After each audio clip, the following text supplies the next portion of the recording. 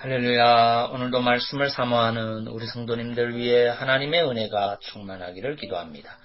오늘의 성경 통독은 시편 49편에서 51편까지의 말씀입니다.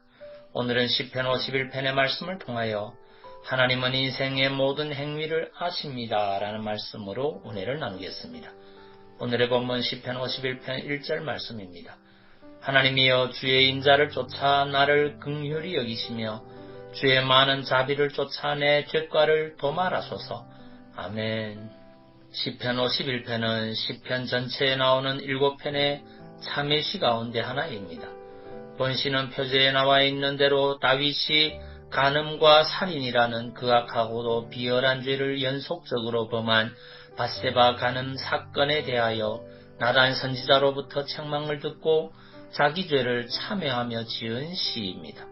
1절을 보면 하나님이여 주의 인자를 쫓아 나를 긍휼히 여기시며 주의 많은 자비를 쫓아 내 죄과를 도말하소서라고 하였습니다. 즉 하나님께 자기의 죄 용서를 간구하고 있는 것입니다. 그렇다면 다윗이 여기서 용서를 구하는 죄과란 구체적으로 무엇을 말합니까? 그것은 바로 밧세바 간음 사건을 말합니다. 사울 사후 다윗이 남북으로 분열되었던 이스라엘 왕국을 통일하고 정복 사업이 막바지에 이르렀을 무렵이었습니다. 이제 우기가 지나고 전쟁을 하기에 적절할 때가 돌아왔습니다. 그런데 다윗은 출전하지 않고 자신의 수하들만 전쟁터로 내보냈습니다. 그리고 그는 왕궁에서 하루하루를 무료하게 보내고 있었습니다. 그러던 중 어느 날 침상에서 일어나 옥상을 거닐 때였습니다. 그의 눈에 왕궁에서 바라다 보이는 집에서 한 여인이 목욕하는 것이 보였는데 그렇게 아름다울 수가 없었습니다. 그녀는 다윗의 충신으로서 전장에서 적과 싸우고 있던 우리아의 아내 밧세바였습니다. 다윗은 육신의 정욕과 안목의 정욕을 억제하지 못하여 밧세바를 데려오게 하였습니다. 그리고 그녀와 동침하고 말았습니다. 그런데 문제가 발생하고 말았습니다. 밧세바가 잉태한 것입니다. 만일 이를 그냥 놔두면 다윗이 자신의 악행이 드러날 것이었습니다. 그래서 그는 한 가지 꾀를 생각해냈습니다. 그것은 전장에 있는 우리아를 소환하여 밧세바와 동침하게 하는 것이었습니다. 우리아가 밧세바와 동침하기만 하면 다윗의 악행은 그대로 덮어질 수도 있었습니다. 그러나 다윗의 꾀는 우리아의 충직함으로 인하여 실패로 돌아가고 말았습니다. 그러자 다윗은 다른 꾀를 생각해냈습니다. 그것은 우리아를 전투가 가장 치열한 곳으로 보내어 죽게 하는 것이었습니다. 결국 우리아는 전투 중에 죽고 말았습니다. 다윗의 계획은 성공을 거둔 것입니다. 이에 다윗은 당당하게 밧세바를 데려와 자기의 아내로 삼았습니다. 그리고 아무 일도 없었다는 듯이 세월이 흘렀습니다. 그 사이 밧세바는 아이를 낳았으며 아무도 다윗의 악행을 아는 이가 없는 것처럼 보였습니다. 그런데 나단 선지자가 다윗을 찾아왔습니다. 그리고 다윗의 죄를 들추어내며 하나님의 심판을 선포하였습니다. 아마도 다윗은 기겁하였을 것입니다. 깜짝같이 처리한 일을 나단 선지자가 아는 것에 대하여 그는 엄청난 두려움에 사로잡혔을 것입니다. 그리고 그는 그때 죄에 사로잡혀 죽어있던 양심이 되살아났습니다. 그리하여 자신이 얼마나 추악한 죄인인가를 깨달았습니다. 그래서 그는 나단 선지자 앞에서 자신의 죄를 인정하며 회개하기 시작하였습니다.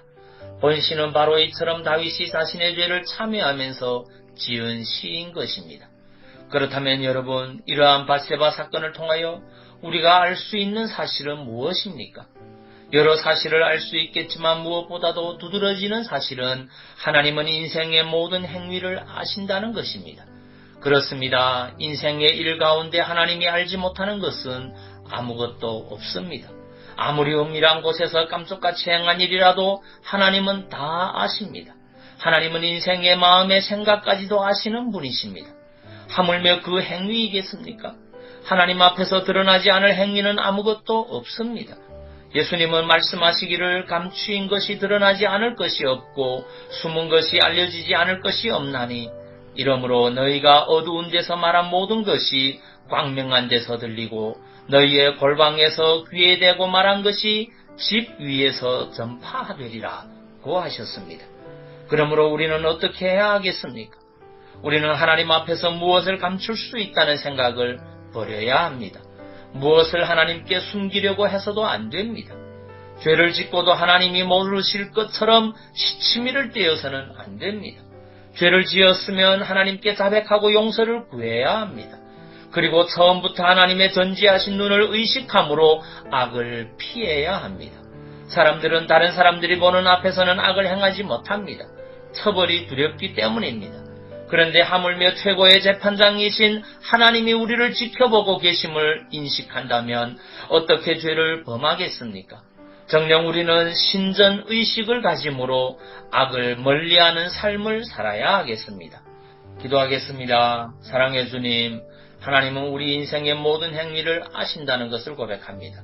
그분의 눈을 피해갈 사람은 아무도 없다는 것을 고백합니다. 오늘도 주님 앞에서 먼저 그 나라와 그 의를 구하게 하옵소서. 그래서 그 하나님을 의식하며 살아가는 백성이 되게 하옵소서. 또 질병으로 고통받는 주의 백성들을 불쌍히 여기셔서 주의 능력으로 치유하여 주옵소서. 예수님 이름으로 기도하옵나이다. 아멘.